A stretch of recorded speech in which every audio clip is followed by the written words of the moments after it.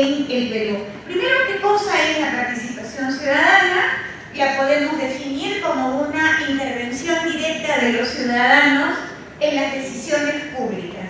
¿Qué quiere decir una intervención directa de los ciudadanos en las decisiones públicas?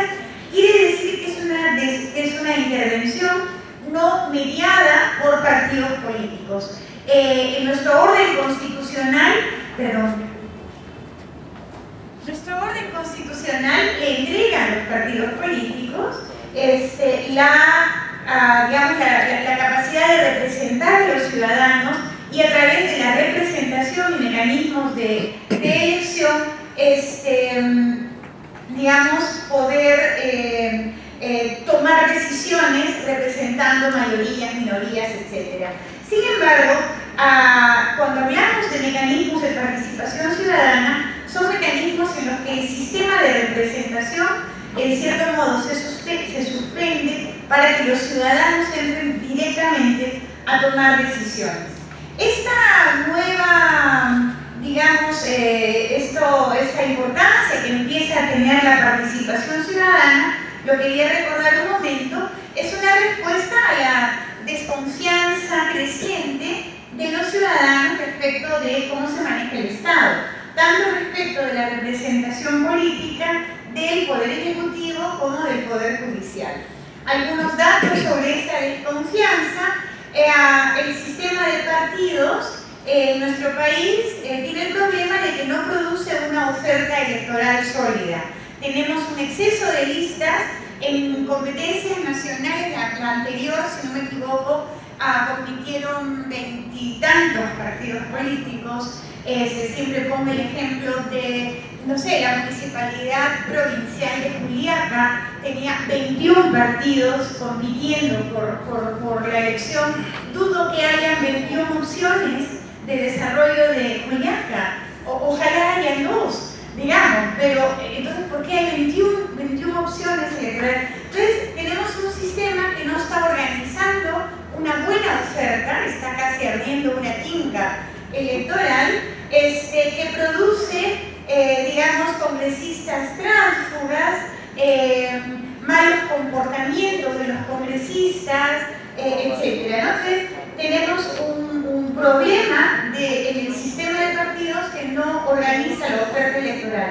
Esto se asocia también a una alta volatilidad del voto. Si le ponemos ahí un clic a esa flechita verde de arriba, vamos a ver cómo nuestro país está en los niveles más altos de volatilidad electoral. Volatilidad electoral quiere decir, es el índice que mide qué tanto la población electoral, es previsible, vota por una determinada tendencia siempre. Aquí en el Perú votamos por tendencias muy diferentes. Entonces, por ejemplo, en América Latina, el índice de volatilidad electoral es de 25.8 sobre 100.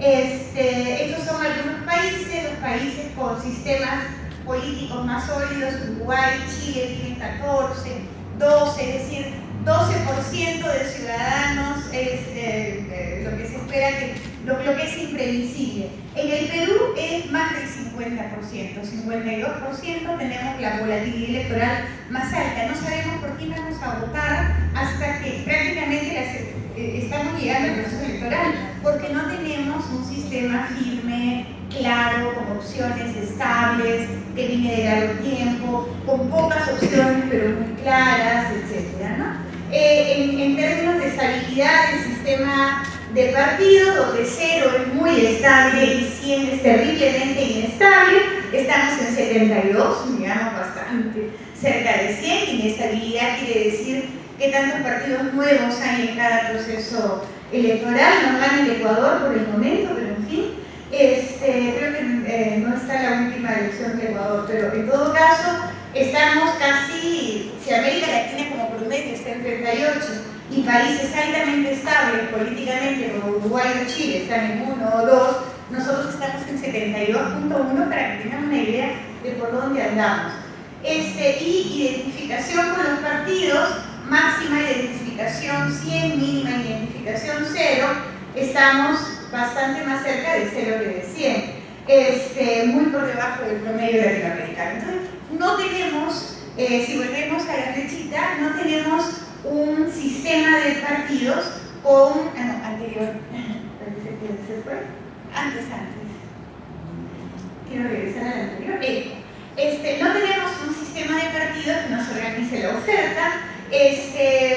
Luego hay bajos niveles de aceptación de las autoridades políticas. El último de Lima, de la encuesta de opinión pública de la Universidad de Lima, el Congreso tiene una aceptación de 14.4% y el gobierno tiene una de 35.4%. Estamos acostumbrándonos ya desde hace bastantes años a ver que nuestros presidentes gobiernan con desaprobación mayoritaria. Entonces, claro, el presidente pasa de 33 a 37, qué bien, ha subido 4 puntos, ha bajado 3 puntos y tal, pero dentro de un nivel donde la desaprobación es mayoritaria. Entonces, los niveles de confianza son muy bajos y de aceptación son muy bajos. Como vemos, aquí es una encuesta de niveles de confianza. ¿Usted confía en el Poder Ejecutivo? Sí, contesta 23%. En el Congreso, sí, 12%. En los partidos políticos, 9%. En el Poder Judicial, 18%. Esto configura entonces una crisis de un sistema de representación. No estamos bien representados, nuestro sistema político no nos representa bien. Y entonces, en crisis de representación, podemos hablar de que la sociedad pasa al primer plano. Es decir, no confía en los partidos políticos y toma la iniciativa. Seguimos. ¿Cómo toma la iniciativa? Nosotros podemos tomar que en el país uno podría considerar que hay varias formas de participar o varios modos de participación. Podríamos organizar nuestros modos de participación usando dos variables. Tenemos mecanismos institucionalizados en normas, leyes, etc. y mecanismos no institucionalizados. También los ciudadanos intervienen en la política, pero no necesariamente por los canales institucionales. Y además tenemos mecanismos que pueden ser de toma de decisiones o mecanismos que pueden ser de diálogo entre autoridades y sociedad. Miremos un poquito más de cerca y entonces tenemos, en primer lugar, mecanismos institucionalizados de toma de decisiones. Son los mecanismos que ahora vamos a trabajar con más detalle de la Ley 26.300 de participación y control ciudadano. Son los mecanismos de democracia directa. Aquí son institucionalizados por una ley muy fuerte y la población toma decisiones.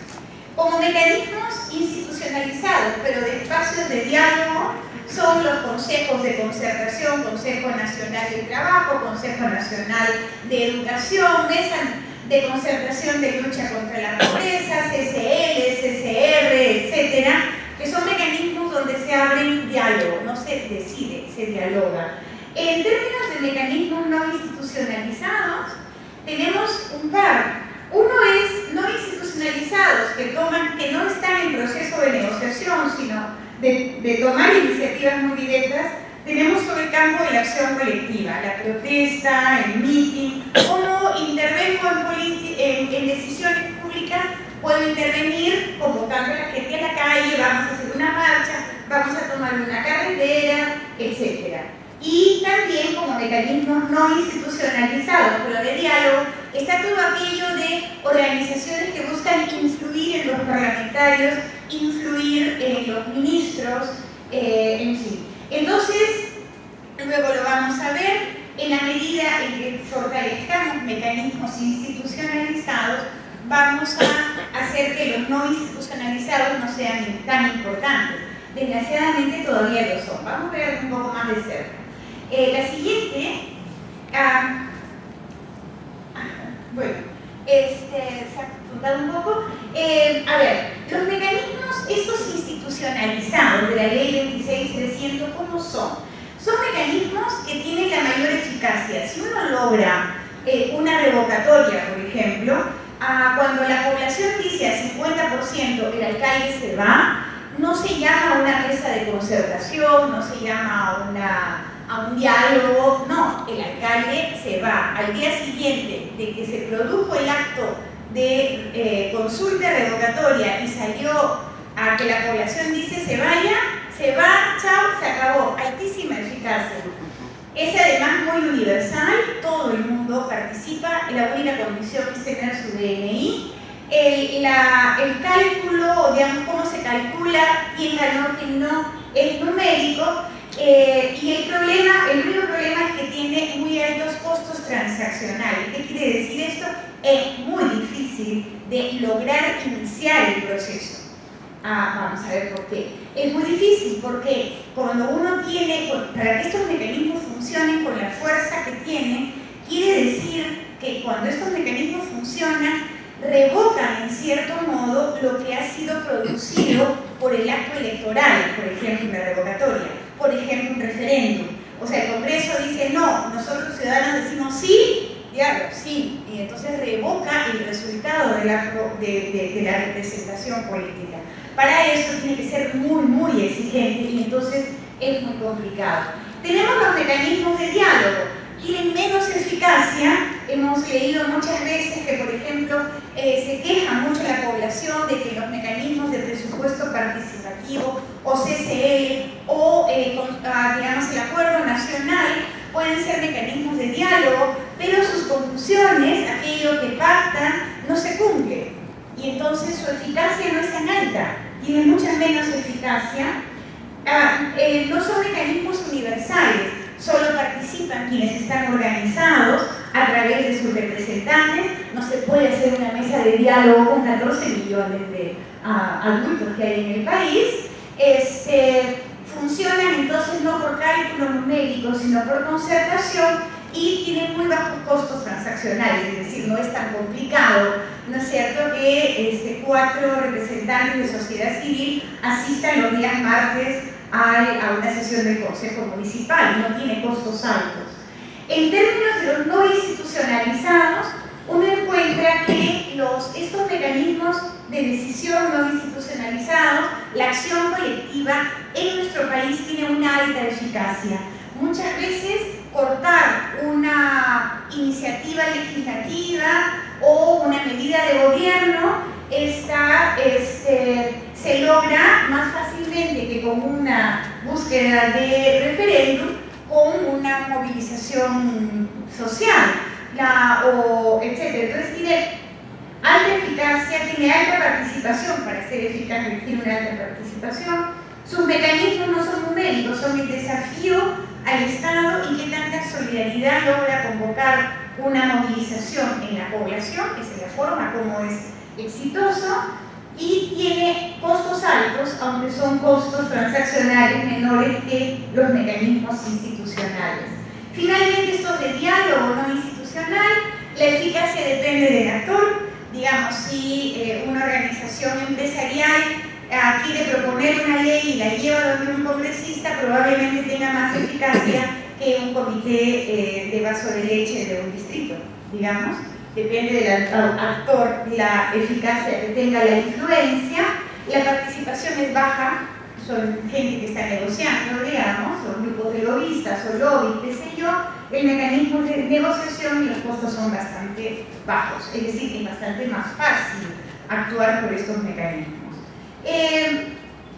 Si seguimos entonces con nuestra presentación, miremos con detalle qué sucede con estos mecanismos de decisión institucionalizados, con lo más fuerte, con aquello que tiene que ver con la 26300, la Ley de Participación y Control, que gestiona además la propia la OMPE. Seguimos. Estos mecanismos, ¿cómo son estos mecanismos de democracia directa? Primero, como decíamos, funcionan por número, por masa. El único requisito es tener un DNI. Suponen que los ciudadanos toman decisiones por encima de los electos, eso es lo que decimos, por lo tanto suspenden el resultado de los procesos electorales y por eso tienen que ser muy exigentes en sus condiciones y muy fuertes en sus resultados. El primer mecanismo que tenemos es el de las iniciativas legislativas. Los ciudadanos podemos tomar iniciativas legislativas y para hacerlo necesitamos presentar 0.3% del padrón de electores, creo que son, ya no son 42, sino como 57.000 firmas, me decían, y entrar a la agenda del Congreso. ¿Qué quiere decir esto? Bueno, que si no estamos de acuerdo con algún tipo de ley, si pensamos que nos afecta, si no nos parece, podemos presentar una iniciativa legislativa con 40.000 firmas. Muchas veces, si hay, digamos, uno pensaría que alguien que va a hacer una gran manifestación, un meeting, una huelga, etcétera, pues podría conseguir 50.000 firmas y presentar una iniciativa. Pero, en fin, lo que se logra con esa iniciativa es entrar al Congreso y que el Congreso haga pública su decisión, o sea, que no decida así nomás, sino que la población se entere de que se está decidiendo. Es el primer paso para un referéndum, pero se usa muy poco. Entramos al Congreso, tenemos derecho a entrar, pero entramos muy poco. Entre el 93 y el 2005 se vendieron 78 kits para recoger firmas de iniciativas legislativas y se presentaron 12 iniciativas, es decir, el 15% nada más de gente que estaba buscando firmas logró conseguir las firmas suficientes para presentar una iniciativa. Entre 2006 y 2007 se vendieron 27 kits y se presentaron 2 iniciativas, es decir, tenemos una eficacia de 7%, muy baja, muy baja. Me informaban que incluso entre el 2008 y el 2009 se han vendido 8 kits más. En fin, es muy lento, es muy poco lo que en el país se está desarrollando la legislación por iniciativa ciudadana. El otro derecho que tenemos es el derecho de referéndum. Ajá, más difícil. Un referéndum ya no es 0.3% del padrón, un referéndum es 10% del padrón, más de 1,5 millones de firmas, 1.450.000. Sin embargo, 2 veces hemos logrado recoger firmas para lograr abrir un referéndum. La primera fue en el 98, cuando la ley estaba vigente, que fue el referéndum contra la ley de interpretación auténtica que permitía la tercera reelección de Fujimori, y la segunda vez que se ha abierto el mecanismo de revocatorio de referéndum es el de FONAVI. Los fonavistas han logrado 1,5 millones de firmas, todas las que son necesarias para abrir un referéndum. Hasta el momento, sin embargo, siguiente, por favor, no hemos logrado nada. Tanto los poderes del Estado, Ejecutivo, Parlamento, hasta ahora no facilitan que estos derechos se cumplan. En primer lugar, el primer referéndum fue eliminado por el Congreso porque cambió la ley a pesar de que el referéndum ya estaba en curso, la recojo de firmas estaba en curso. En el caso de FONAVI vamos a ver, hace bastante tiempo fue presentada la iniciativa, las firmas, etcétera. Parece que ya se convocó para que se realice el referéndum dentro de 1 año y pico, cuando serán las elecciones municipales. No hay mucho entusiasmo de los poderes del Estado, digamos, en relación a los referéndums. Un último derecho que quería ver por ahora es el derecho de remoción de funcionarios. Esto es impresionante. El derecho de remoción de funcionarios se ejerce solo si se presentan firmas equivalentes al 50% de los electores. Es decir, si quisiéramos, si no nos gustara un ministro y pensáramos que tendría que ser revocado, tendríamos que presentar unos 8 millones de firmas, digamos. Absolutamente imposible. O sea, si ya un referéndum es tan difícil, digamos, esto es casi imposible, según entiendo, no se ha utilizado nunca y los funcionarios están bastante más protegidos de la decisión ciudadana que los propios electos, ¿no es cierto? Como vamos a ver, los alcaldes es mucho más fácil revocar a un alcalde que sacar a un funcionario.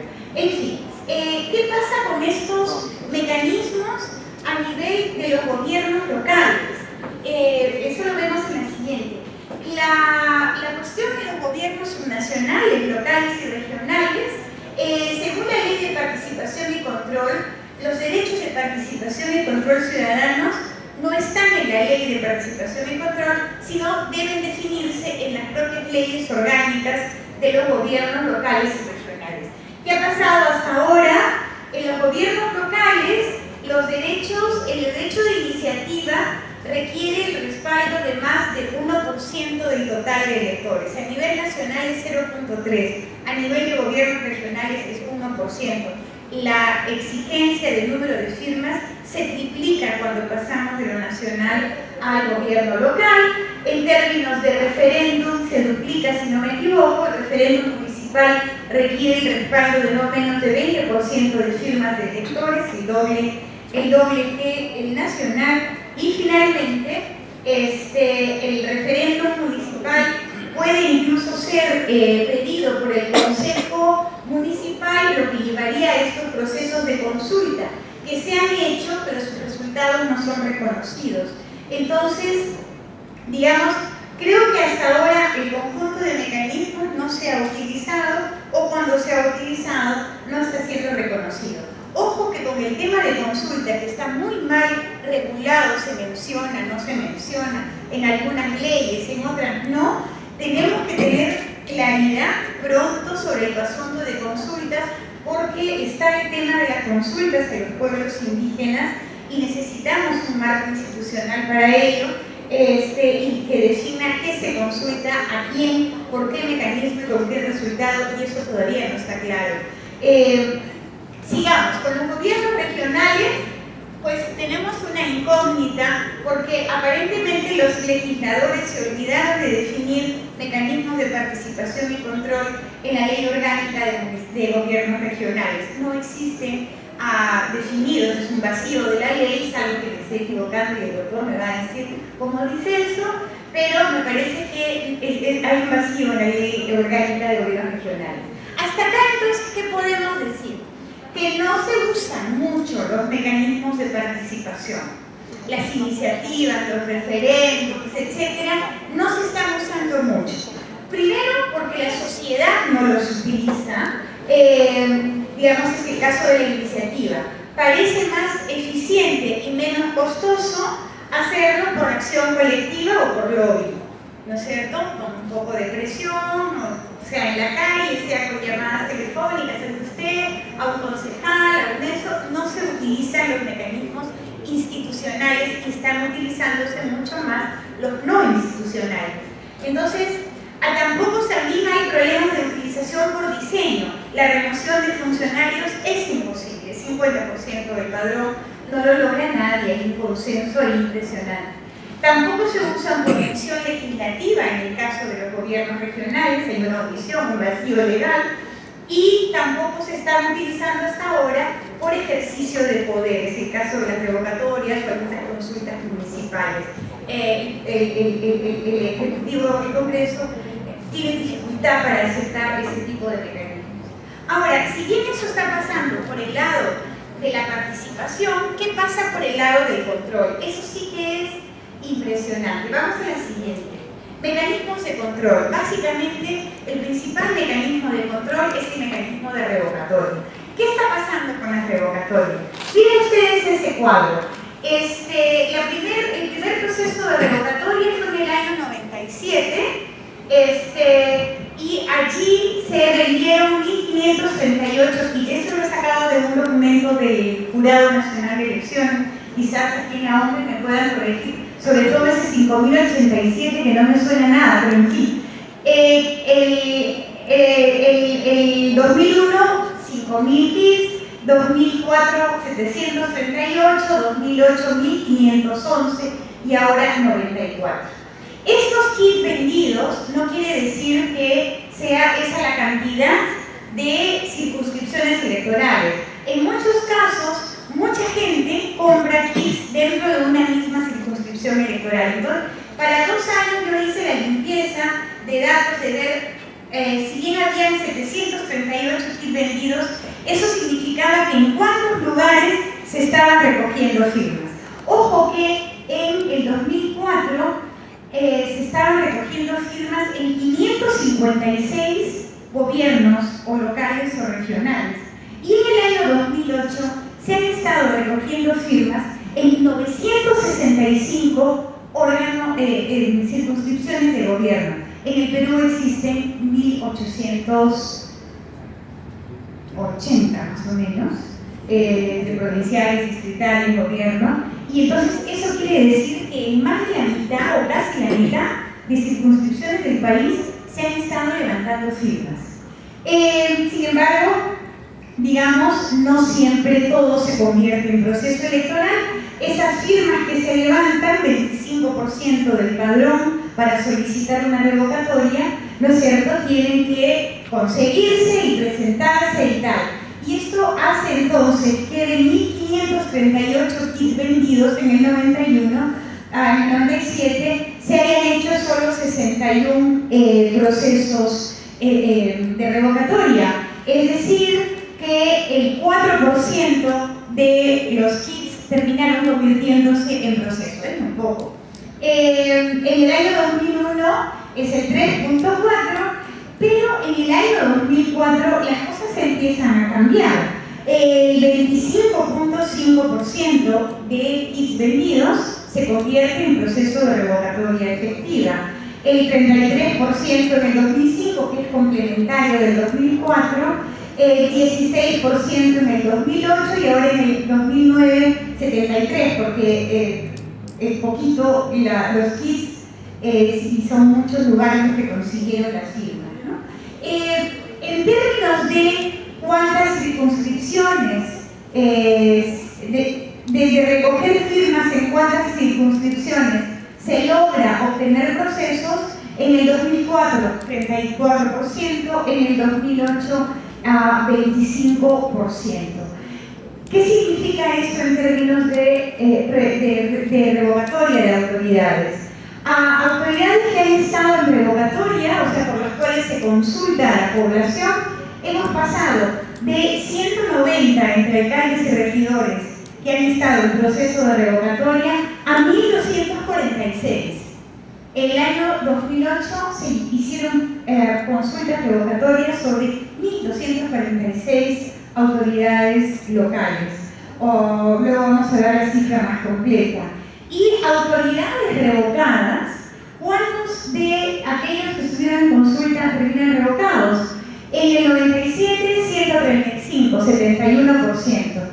En el 2001, 38, 6.1%, qué barbaridad. Se perdió la eficacia totalmente. En el 2004, 15% y luego en el 2005, 56%, en el 2008, 43.1% y vamos a ver qué suerte les depara en el 2009 dentro de un mes. ¿Por qué ese cambio en la eficacia de las revocatorias? Porque hay un cambio en el cálculo de la efectividad del proceso. Eso lo vamos a ver luego. En todo caso, el cuadrito nos muestra cómo ha ido variando los procesos de revocatoria del 97, digamos, ahí estamos agregando 2004-2005 porque son las mismas autoridades, y 2008-2009 son las autoridades elegidas en el 2006 o elegidas en el 2002. Entonces hemos tenido, digamos, de los 4 autoridades municipales elegidas, esta evolución. En este momento, si sumamos los procesos de revocatoria 2008 y 2009, estamos que en 314 circunscripciones se va a tomar en el 2008 y 2009 un proceso de consulta que va a consultar a la población sobre 1.576 autoridades. Si la cifra se mantuviera, el porcentaje se mantuviera igual que el año pasado, este año significaría que en total saldrían más de 600 autoridades luego del proceso de este año. Es enorme. Es decir, ¿qué es lo que estamos diciendo? Que si bien en los mecanismos de participación, por el lado del marco legal, no está cambiando por iniciativa ciudadana, la composición de los gobiernos está cambiando muchísimo, muchísimo. Ahora, ¿qué quiere decir que digamos, el número de kits vendidos en realidad no expresa que los alcaldes sean buenos o malos, solamente quiere decir que los alcaldes tienen enemigos. En este momento, la mayoría, digamos, en muchos casos quienes compran kits son los que son enemigos, o el que perdió saca una revocatoria, etc. Pero cuando ya pasan a conseguir el número de firmas, quiere decir que la ciudadanía está esperando algo de ese proceso. Y entonces lo que yo creo en esta impresionante subida del número de X autoridades y procesos de consulta, lo que me parece que está en juego es que como los procesos electorales son tan aleatorios, entre 7, 8, 15 listas, ¿no es cierto?, casi sale de casualidad un alcalde con 20%, 25%, electos con porcentajes muy altos casi no hay. Y entonces lo que está funcionando para muchas circunscripciones pequeñas es la revocatoria, iniciada por algún enemigo del alcalde, pero como un proceso en el cual las personas constatan, luego de un año, si la estrategia política del alcalde está bien o no. En realidad tiene muy poco que ver con las causales, que son, en realidad son causales penales, o sea, si hay un alcalde nepotista, no tendría que estar objeto de revocatoria, sino de vacancia. Sin embargo, en realidad lo que hay detrás de esto es una especie de mecanismo de revisión política, de qué tanto es adecuado o no aquello que elegimos. Y por eso es tan importante. Ahora, ¿qué nos podemos decir antes de terminar con nuestros mecanismos? La siguiente referencia, ECO. Bueno, esa es la evolución de las revocatorias, ya lo hemos visto. El siguiente, por favor. Sí, hemos comparado los datos más precisos que teníamos 2004 y 2008. Y nos sale esto. En el 2004, la eficacia en el recojo de firmas ha sido mayor que en el 2008. Es decir, 34% de los procesos iniciados terminaron en conseguir las firmas, mientras que en el 2008 esto ha bajado bastante, 25%. En el 2004, sin embargo, lo que ha subido es la eficacia en la revocatoria de autoridades.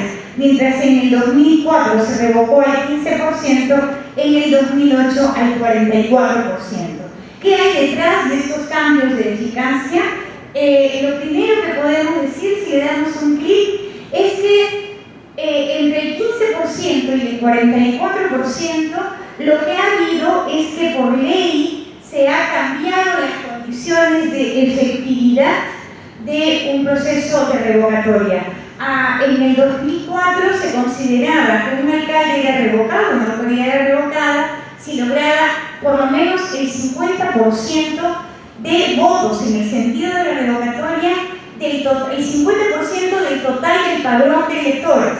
Entonces era muy difícil, por eso hubo un año de 6%, uno de 15%. ¿Qué pasó en el 2005? En realidad es cuando se cambia, se considera que un alcalde es revocado si es que el 50% de los que asisten a votar, votan en el sentido de la revocatoria, siempre y cuando los que asistan a votar sean por lo menos el 50% del padrón. Eso quiere decir que en teoría el 50% del 50%, en teoría basta un mínimo de 25% de electores, o sea, el mismo número de electores que firmaron el padrón para revocar al alcalde. Y entonces hemos facilitado bastante, en mi opinión personal demasiado, la efectividad en términos de revocatoria. La efectividad en términos de recojo sigue teniendo la misma dificultad de origen. Es decir, es muy difícil que en circunscripciones grandes se logre abrir un proceso de revocatoria.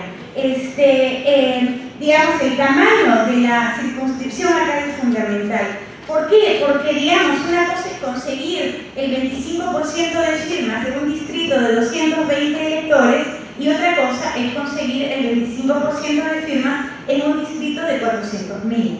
Y entonces esta masa de firmas se convierte casi en una valla que impide los procesos de revocatoria en grandes circunscripciones. en grandes circunscripciones, entonces cuando hay situaciones de oposición se resuelven o por conflicto o por vacancia, que son en ambos casos la negación de la participación ciudadana institucionalizada. Terminamos con la siguiente presentación. Para terminar, estos eran nuestros mecanismos de los que habíamos conversado, y lo que podemos decir es que los mecanismos institucionalizados, en la medida en que se fortalezcan la eficacia de los mecanismos institucionalizados, permitirán contrapesar la eficacia que ahora tienen los no institucionalizados. Los no institucionalizados crean situaciones de ingobernabilidad o significan una distribución inequitativa del poder. Usted y yo tenemos menos poder real que mucha gente que tiene mucha influencia, y eso es, digamos, la negación de la democracia. Entonces, o crean desestabilización o ingobernabilidad por conflicto, etcétera, o la crean por influencia, incidencia o poder fáctico. Entonces, la consolidación de nuestra democracia significaría reforzar más los institucionalizados y darles más peso, más importancia, más eficacia, etc. Estos institucionalizados además tienen o el problema o la ventaja de que le quitan peso, le quitan poder a los representantes políticos, y por eso es muy difícil lograr que los representantes políticos en el Congreso mejoren el diseño de estos sistemas institucionales. Entonces tenemos ahí un tema: cómo mejoramos desde la ciudadanía con iniciativas, etcétera, la eficacia de los mecanismos de participación ciudadana. El Congreso tiene resistencia a reformar. Yo creo que hay varios campos de reforma, los digo rápidamente. En primer lugar, hay que reconocer el derecho de referéndum. Es inaceptable que se recorte el derecho de referéndum. ¿Por qué? Porque desanima a los ciudadanos a recurrir a procesos institucionalizados. Si yo veo un grupo que se ha tirado el trabajo de recoger 1,5 millones de firmas y no logra nada, ¿no es cierto? Digo, ¿para qué se recogen firmas? ¿No es cierto? Entonces mejor vámonos a la calle y hacemos un poco de escándalo. Entonces, cuando los mecanismos institucionalizados no funcionan, esto no solamente es un problema, sino que eso desanima la participación. Por ejemplo, en los casos de concertación, cuando los alcaldes no le hacen caso al presupuesto participativo, la gente se desanima de participar, evidente, ¿no es cierto? ¿Cómo logramos que sea más eficaz para que la participación tenga más sentido? En segundo lugar, hay que llenar el vacío de derechos a nivel de gobiernos regionales. Aunque no se use, es inaceptable que no esté definido por ley, salvo que me esté equivocando mucho, los derechos de participación en los gobiernos regionales. Hay que difundir, creo mucho, la posibilidad del derecho de iniciativa y referéndum en gobiernos locales. Es muy importante. Hay mucho conflicto que se puede bajar con ejercicio de iniciativa local. Yo creo que hay que hacer viable estos procesos de remoción de funcionarios o quitarlo, porque no es posible, es medio una burla.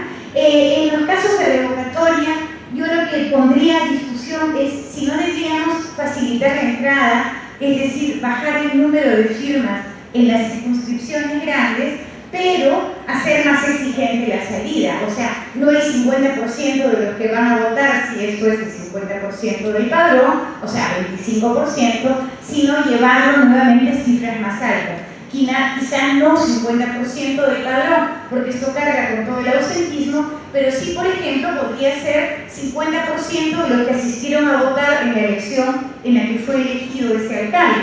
Y entonces eso sí podría ser más democrático, más manejable, y no nos llevaría a sacar tantos alcaldes por 25 o 30% del electorado. Y finalmente, yo creo que hay que iniciar la discusión de revocatorias de autoridades de nivel nacional. Yo no sé, pero si en este momento agarrara y dijera, yo tengo un padrón para que pongamos firma, para que empecemos a ampliar el derecho de revocatoria sobre congresistas, creo que muchísima gente firmaría, porque creo que el control ciudadano sobre el Congreso de alguna manera tiene que ejercerse y ahora no tenemos ningún mecanismo para ello. Bien, eso es lo que quería presentarles. Muchísimas gracias.